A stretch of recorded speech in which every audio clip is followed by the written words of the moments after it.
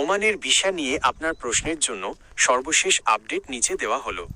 বর্তমান পরিস্থিতি অনুযায়ী ওমান সরকার এবং বাংলাদেশ সরকারের মধ্যে ফলপ্রসূ আলোচনার পর ইতিবাচক কিছু খবর পাওয়া গেছে।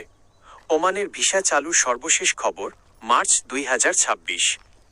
ভিসা খোলার সম্ভাব্য সময় গত 27 জানুয়ারি 2026 এ রিয়াদে অনুষ্ঠিত এক বৈঠকে ওমানের শ্রমমন্ত্রী মাহাদ বিন সাইদ বিন আলী বাওয়াইন আশ্বাস দিয়েছেন যে পরবর্তী 2 মাসের মধ্যে অর্থাৎ মার্চের শেষ নাগাদ বা এপ্রিলের শুরুতে বাংলাদেশিদের জন্য নতুন কাজের ভিসা পুনরায় চালু হওয়ার সম্ভাবনা রয়েছে।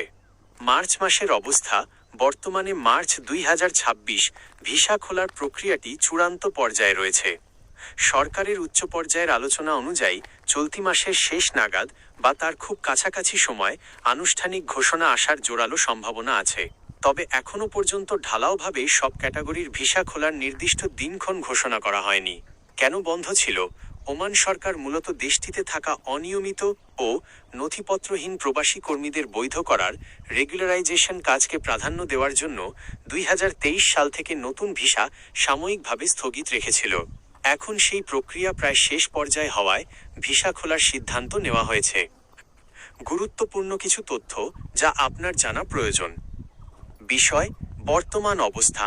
পেশাদার ভিসা, প্রকৌশলী, ইঞ্জিনিয়ার, ডাক্তার এবং নার্সদের মতো দক্ষ পেশাজীবীদের জন্য ভিসা আগে থেকেই সহজ ছিল এবং বর্তমানেও এটি অগ্রাধিকার পাচ্ছে। অদক্ষ আধা দক্ষ শ্রমিক, এই ক্যাটাগরির ভিসাই দীর্ঘদিন বন্ধ ছিল, যা খুব শীঘ্রই চালুর কথা রয়েছে। নতুন নিয়ম: ওমান যাওয়ার ক্ষেত্রে এখন থেকে শিক্ষাগত এবং পেশাগত সনদ সার্টিফিকেট যাচাই বাধ্যতামূলক করা হয়েছে। ভিসা পরিবর্তন: ভিজিট ভিসা থেকে সরাসরি ওয়ার্ক ভিসায় পরিবর্তনের ওপরও কড়াকড়ি রয়েছে, তাই সরাসরি কাজের ভিসা নিয়ে যাওয়াই সবচেয়ে নিরাপদ।